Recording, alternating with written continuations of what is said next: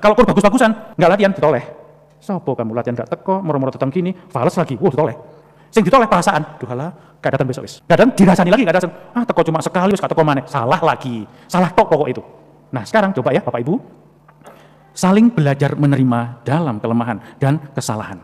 Kesalahan itu bukan sesuatu yang membuat kita hancur, tetapi kita perlu belajar. Juga kalau jenengan belajar itu, di keluarga akan juga belajar menerima satu sama lain. Coba direnungkan. 1. Apakah aku bisa menerima kelemahanku sendiri?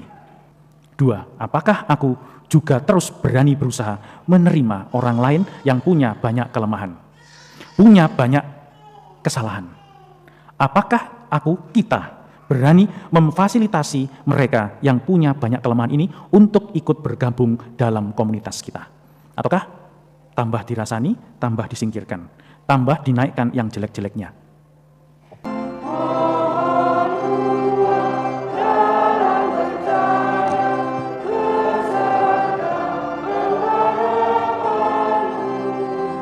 Mohon karunia dan rahmat Tuhan, agar cinta Tuhan dan teman.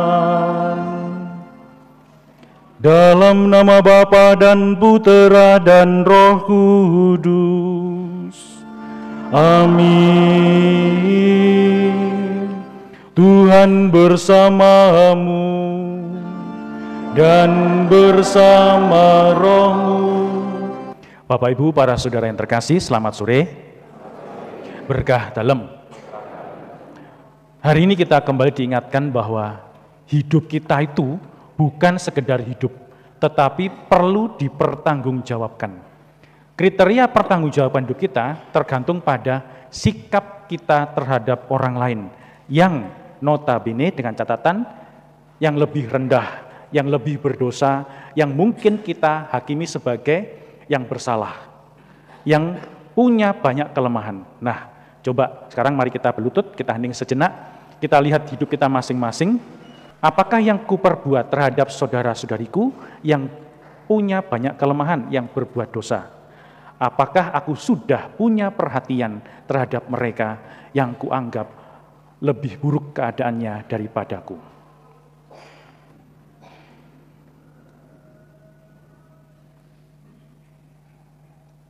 Sadar bahwa kita terus saling menghakimi satu sama lain, memandang rendah satu sama lain, kurang mau saling menyayangi, kurang mau saling memaafkan dalam kesalahan dan kelemahan. Sadar akan setiap dosa dan kesalahan yang telah kita buat itu, maka mari dengan penuh penyesalan kita berdoa bersama. Saya mengaku kepada Allah yang Maha Kuasa dan kepada saudara sekalian, bahwa saya telah berdosa dengan pikiran dan perkataan, dengan perbuatan dan kelalaian. Saya berdosa, saya sungguh berdosa. Oleh sebab itu saya mohon kepada Santa Perawan Maria, kepada para malaikat dan orang kudus, dan kepada saudara sekalian, supaya mendoakan saya pada Allah Tuhan kita. Allah yang Maha Kuasa, Bapa kita, mengasihani kita, mengampuni dosa kita, dan menghantar kita ke hidup yang kekal. Amin. Marilah berdoa.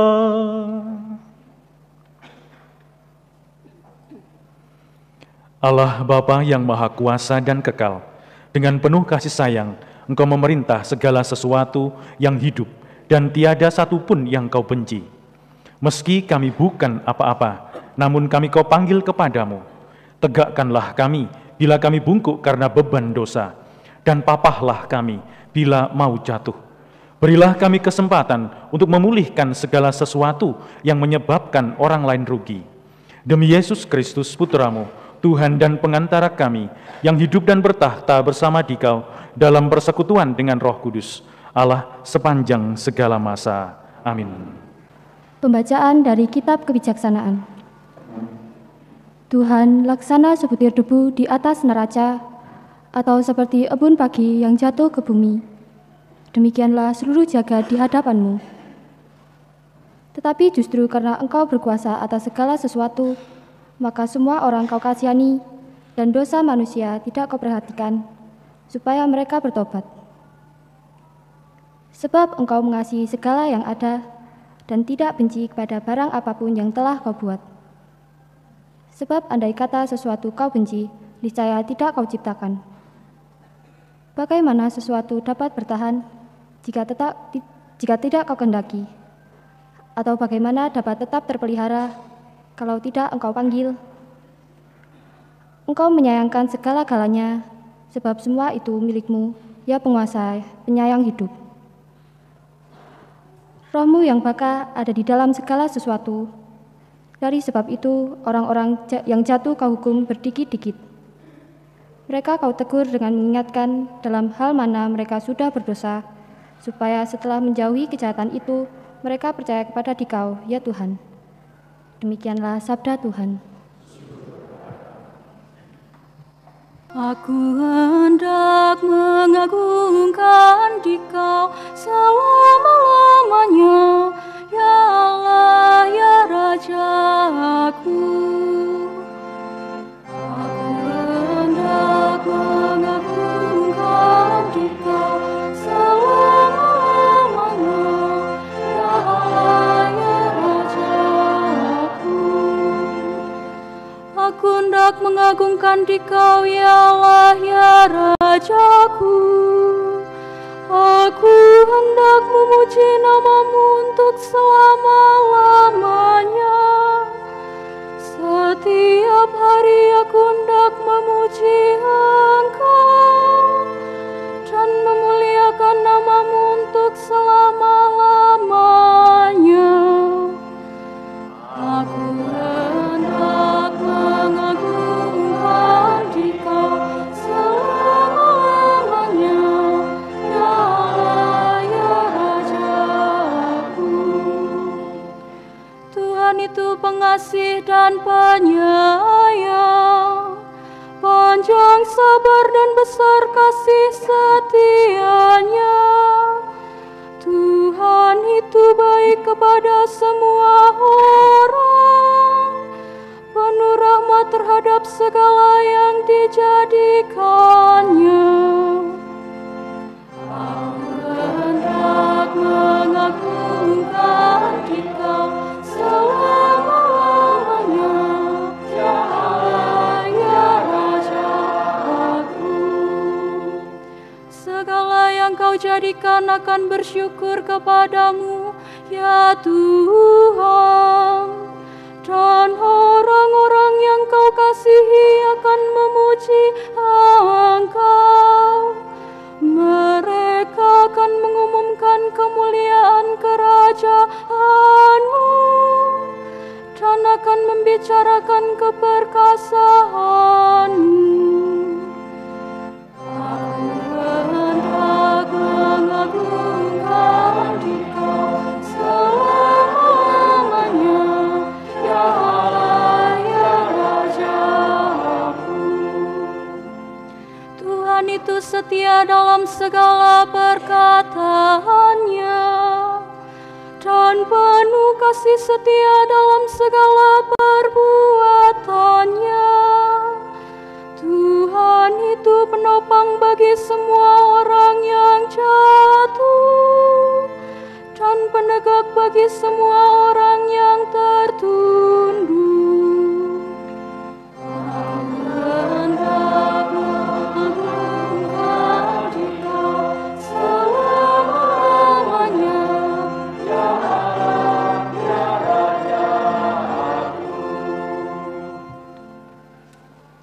Bacaan dari surat kedua Rasul Paulus kepada jemaat di Tesalonika. Saudara-saudara, kami senantiasa berdoa untuk kamu, supaya Allah kita menganggap kamu layak bagi panggilannya, dan dengan kekuatannya menyempurnakan kehendak-Mu untuk berbuat baik, dan menyempurnakan segala pekerjaan iman-Mu. Dengan demikian, nama Yesus, Tuhan kita, dimuliakan dalam kamu, dan kamu di dalam Dia. Sesuai dengan kasih karunia Allah, kita dan Tuhan kita Yesus Kristus. Tentang kedatangan Tuhan kita Yesus Kristus dan berkumpulnya kita dengan Dia, kami meminta kepadamu Saudara-saudara, jangan lekas bingung dan gelisah, baik oleh ilham roh maupun oleh kabar dan atau surat yang dikatakan dari kami, seolah-olah hari Tuhan telah tiba. Demikianlah sabda Tuhan. Haleluya, haleluya, haleluya, haleluya, haleluya, haleluya, haleluya, haleluya,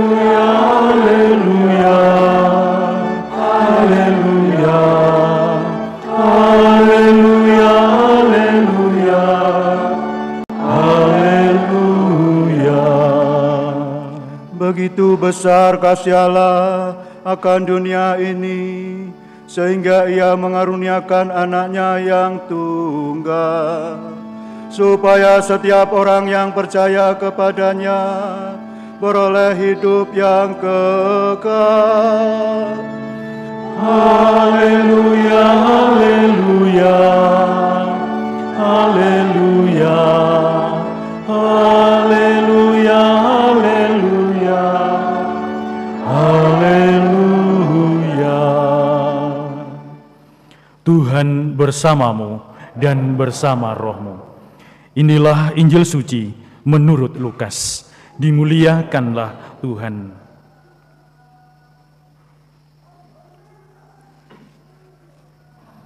Sekali peristiwa, Yesus memasuki kota Yeriko dan berjalan melintasi kota itu. Di situ ada seorang kepala pemungut cukai yang amat kaya, bernama Zakius. Ia berusaha melihat orang apakah Yesus itu, tetapi tidak berhasil karena orang banyak sebab ia berbadan pendek. Maka berlarilah ia, mendahului orang banyak lalu memanjat pohon ara untuk melihat Yesus yang akan lewat di situ. Ketika sampai ke tempat itu, Yesus melihat ke atas dan berkata, "Zakius, segeralah turun. Hari ini aku harus menumpang di rumahmu." Zakius segera turun dan menerima Yesus dengan sukacita. Tetapi semua orang yang melihat hal itu bersungut-sungut katanya, "Ia menumpang di rumah orang berdosa." Tetapi Zakius berdiri dan berkata kepada Tuhan, "Tuhan, separuh dari milikku akan kuberikan kepada orang miskin, dan sekiranya ada sesuatu yang kuperas dari seseorang, akan kukembalikan 4 kali lipat." Kata Yesus kepadanya, "Hari ini telah terjadi keselamatan atas rumah ini, karena orang ini pun anak Abraham. Sebab Anak Manusia datang untuk mencari dan menyelamatkan yang hilang."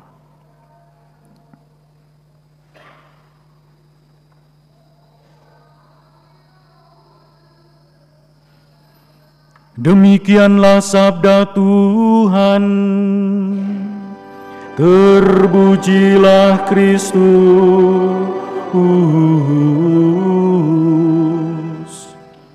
Bapak Ibu para saudara terkasih, dulu waktu saya masih kecil itu, yang sudah sepuh-sepuh mungkin juga familiar dengan tampah. Tahu tampah ya?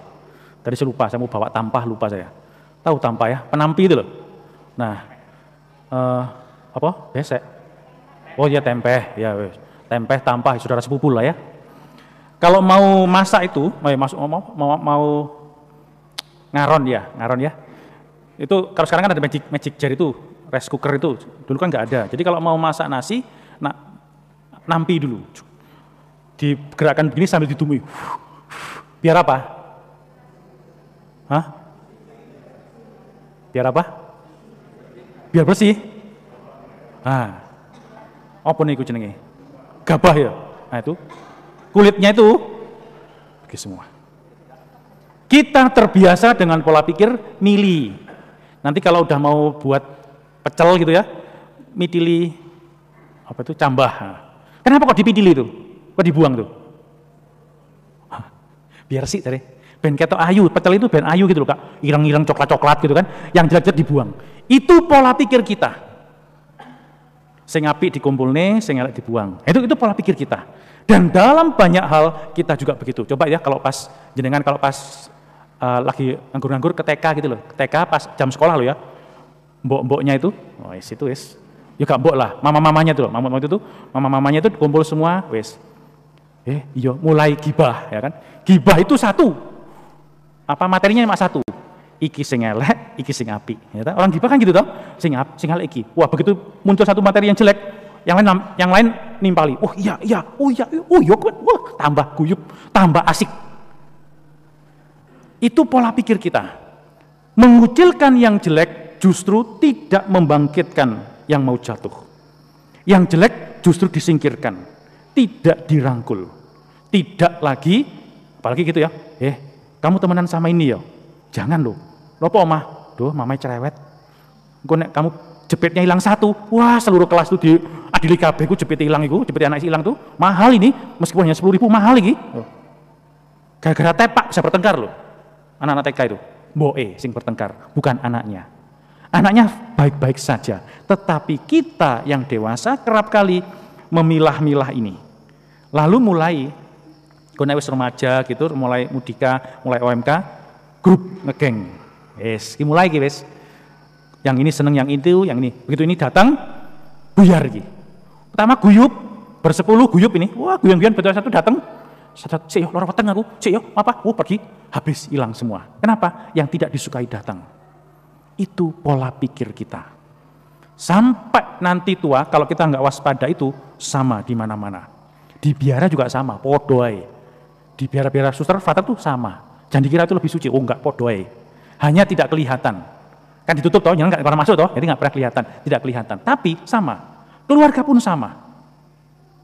Nah, Tuhan itu dengan Injil ini, bacaan pertama tadi, mau mengatakan bahwa justru kita itu harus memperhatikan yang jelek-jelek itu. Yang dibuang, disingkirkan itu harus kembali diperhatikan. Nah, sekarang coba direnungkan, simpel ini wes. Ini bacaan paling simpel ini. Zakheus ini, coba ya kita lihat ke Zakheus ini ya. Zakheus ini, jadi gini, orang Yahudi itu punya pandangan bahwa orang yang diberkati Tuhan itu satu, umurnya panjang. Nek mati muda, wah iki wis dosane akeh. Kalau maka itu Abraham 100 berapa puluh tahun, nah itu diberkati Tuhan ki. Dua, punya anak banyak. Nek wis mati, wis uripe apa nih?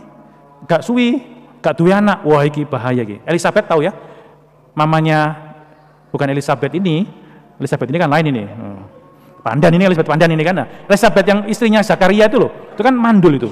Itu dihukum oleh masyarakat setempat sebagai orang yang tidak diberkati Tuhan. Artinya orang berdosa ini. Kenapa? Gak punya anak. Maka dia malu banget. Maka kedua, orang diberkati Tuhan punya anak banyak, cowok terutama. Ketiga, nah ini paling penting bagi mereka adalah kekayaan materi. Itu penting. Kalau orang tuh wis gak duwe anak, soro uripe, wah iki dosane akeh. Itu logika paling gampang. Orang Yahudi loh ya, bukan kita loh ya. Sekali lagi, jadi Romo lagi dari begini, bukan. Ini orang Yahudi.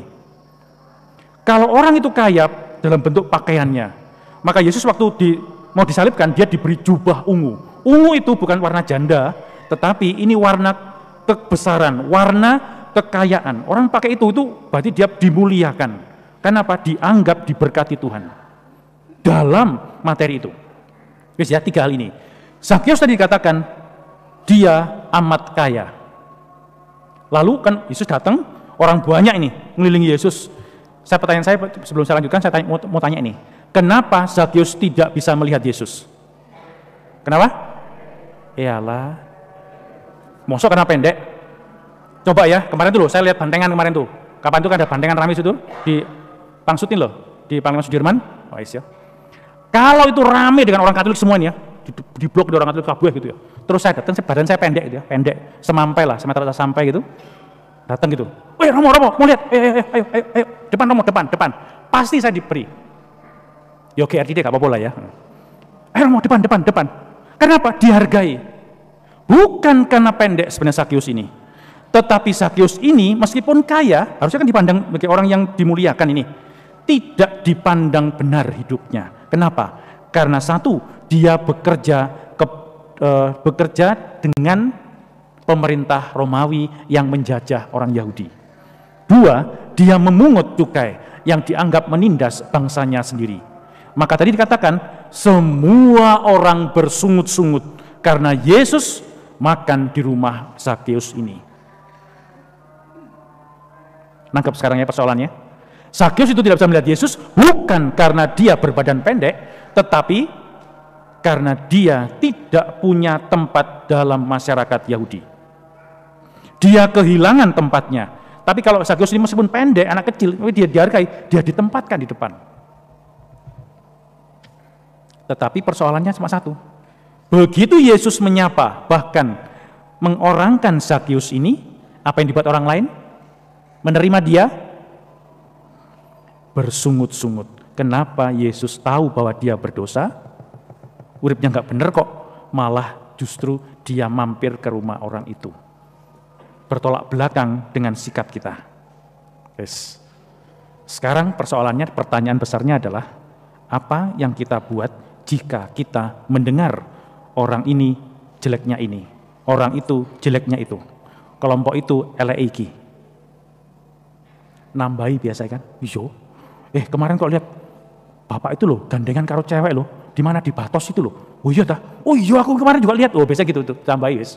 Data ditambah, semangat gibahnya semakin bergelora.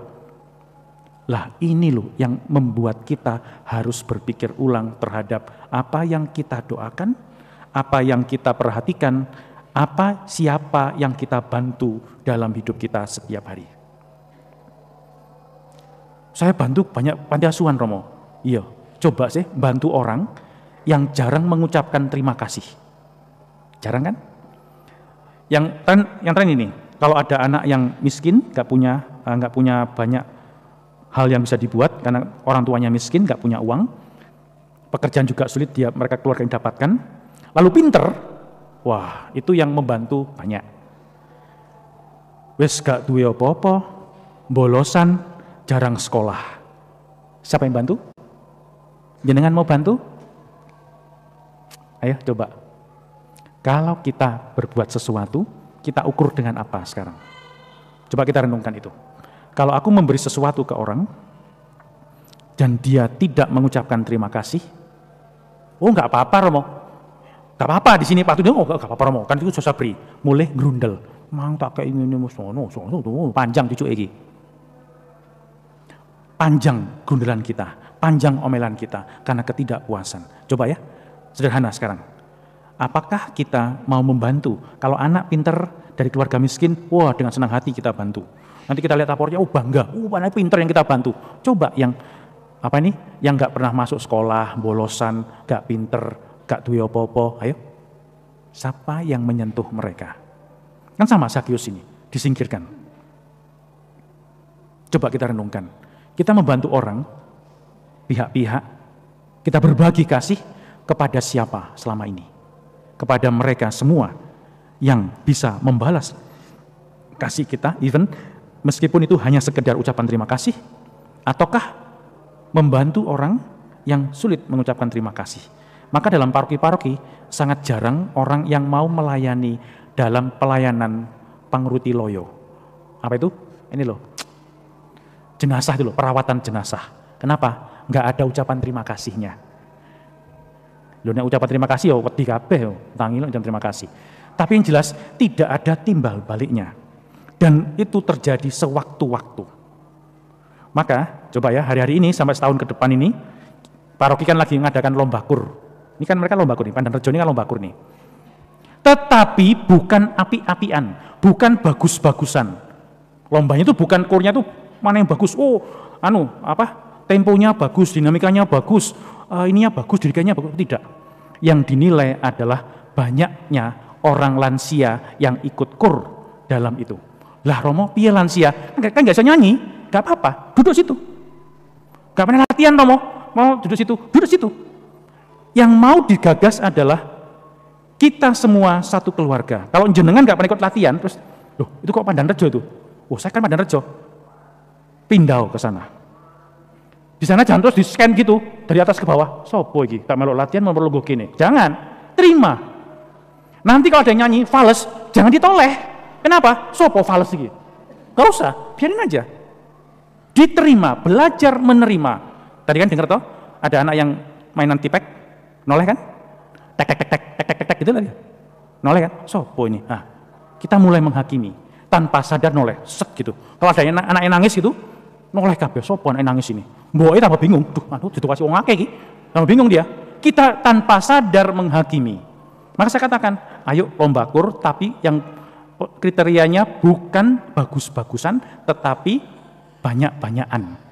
Orang tua yang hadir, lansia yang hadir, anak muda yang hadir, anak-anak yang hadir, dihitung berapa? Waduh, Romo lagi batuk, duduk sana. Waduh, saya pas nggak perlu nggak bisa keluar suara nih. Gak apa-apa, lip sync. Sing bengok ben liyane jenengan duduk aja sambil mangap kayak koki itu, gak apa-apa, duduk situ. Tapi merasalah sebagai satu keluarga dalam lingkungan. Itu yang penting. Jadi kalau ada yang mengatakan, duh Romo gak sempat latihan, gak usah latihan Pak, Bu. Gak ada dirigennya Romo, gak usah dirigen.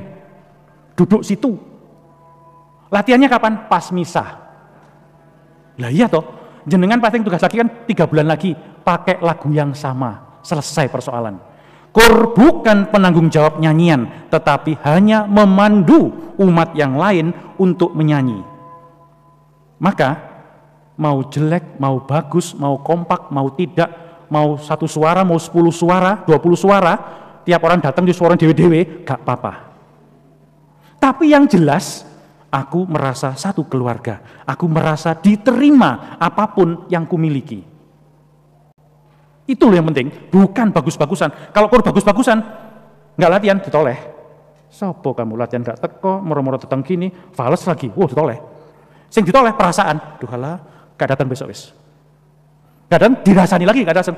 Teko cuma sekali, wis gak teko maneh. Salah lagi, salah tok pokok itu. Nah sekarang coba ya Bapak Ibu, saling belajar menerima dalam kelemahan dan kesalahan.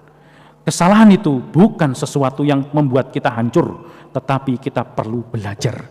Juga kalau jenengan belajar itu, di keluarga akan juga belajar menerima satu sama lain. Oke, coba direnungkan. 1, apakah aku bisa menerima kelemahanku sendiri? 2, apakah aku juga terus berani berusaha menerima orang lain yang punya banyak kelemahan, punya banyak kesalahan? Apakah kita berani memfasilitasi mereka yang punya banyak kelemahan ini untuk ikut bergabung dalam komunitas kita? Ataukah tambah dirasani, tambah disingkirkan, tambah dinaikkan yang jelek-jeleknya? Marilah mewartakan misteri iman kita. Setiap kali kami makan roti ini dan minum dari piala ini, wafat-Mu Tuhan kami wartakan hingga Engkau datang. Marilah berdoa. Allah Bapa di surga, dampingilah kami dan hantarlah kami dalam perjalanan dengan sabda Yesus Putra-Mu terkasih. Bangunlah kami menjadi pribadi-pribadi yang jujur, saling menghormati dan saling menerima satu sama lain. Sebab Dialah Tuhan dan pengantara kami, kini dan sepanjang segala masa. Amin. Mari sekarang kita bangkit berdiri, kita hening sejenak untuk mohon berkat Tuhan.